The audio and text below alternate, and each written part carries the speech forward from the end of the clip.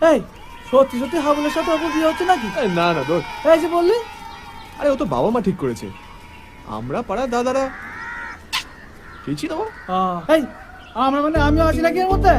Underwear ছাড়া কোথাও গেছি কখনো? চল। এই না না না না না, হাবুলের মাকে তুই জানিস না, ও সাংঘাতিক মহিলা। আর মা মারা তো শুনেছি সব এক একটা ডাকাত। আমি নাই ভাই। আপনি থাকছেন স্যার? তাই খেয়েছে।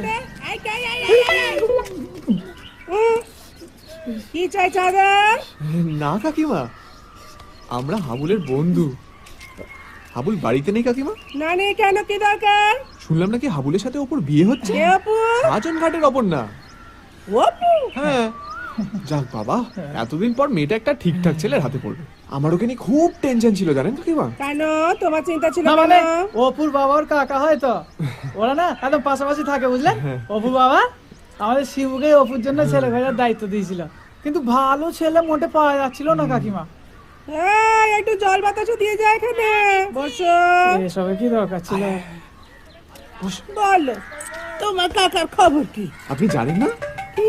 কাকা তো লোনে ডুবে। সে কি করবো? মেয়ে বিয়ে দেওয়ার টাকা নেই? আছে তো, গ্রামে সবার থেকে ধার নিচ্ছে। হ্যাঁ? এই তো ওর থেকে ধার নিয়েছিল। বল। হ্যাঁ হ্যাঁ নিয়েছিল তো। আসার সময় না জানেন ওই বাইকে তেল ভরে ভরে 50 টাকা নিলেন। দেখলেন?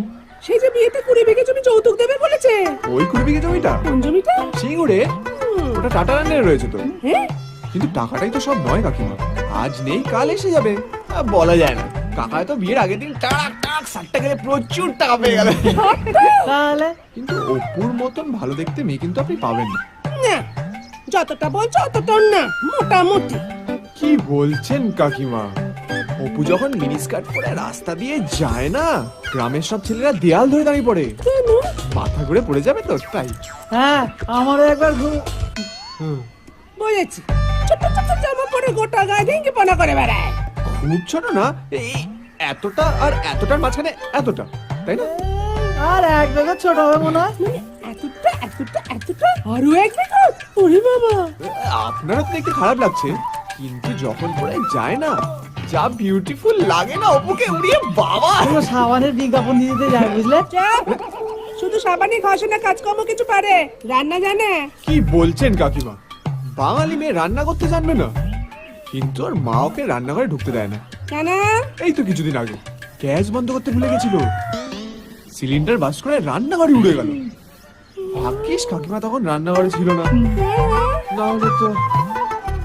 এই সাংঘাতিক। ওর আরেকটা গুণ আছে কাকিমা, আরো? রান্না করে অন্যকে খাওয়ায়, নিজে খায় না। বল কেন? ওই হাফ সেদ্ধ ফুল পোড়া বুঝলেন, কেমন একটা কুত্তা খাবারের মতো। বাড়ির বয়স্ক লোকেদের নিয়ে ওর খুব চিন্তা। বলে নাকি বাড়ির বয়স্ক লোকেরা সামনে থাকলে নিজের বয়স বেড়ে যায়, তাই তাদের বৃদ্ধাশ্রমে পাঠিয়ে দেওয়া উচিত। কত বৃদ্ধাশ্রমের নাম্বার জোগাড় করে রেখেছে, জিজ্ঞেস করুন ওকে। ভাবুন এই বয়সে কি মহৎ চিন্তা। হ্যাঁ, তোমার সানের পথ ধরতে হবে না, যা বুঝবার আমি বুঝে গিয়েছি। আয় তোমরা এবার এসো।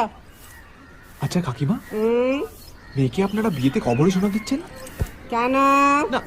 কাকা বলছিল ওগুলো বেচেই বিয়ের ধার শোধ করবে। গোষ্ঠী পিন্ডি করবে, সোনা দেবে। এ বিয়ে দেবো না আমি, বেরো। তাহলে খেয়ে নি। হ্যাঁ আয়, সব। খাওয়া দাওয়া কিচ্ছু হবে না, সব বন্ধ, এমনি যাও। অপু, চল, কাকা বলেছিল আবার ধার নিয়ে বিয়ের কার্ডটাও কিনতে। ও, চল চল চল। সেই ভালো। তাহলে আজকে আর কিছু খেলাম না কাকিমা, বৌভাতের দিন একেবারে কন্যা যাত্রী আসবো, তখন মাংস মিষ্টি পেট পুরো খাবো। হ্যাঁ? তখন তোকে আমি জুতার বাড়ি খাবো, বেরোবো তুই এখান থেকে, আপদ একটা। হ্যাঁ? হ্যাঁ? দেখো দেখি নি, আয়, আমি ভালো করে দেখাচ্ছি। আয়, কাজকর্ম সব বন্ধ, দিয়ে নিকুচি করেছে।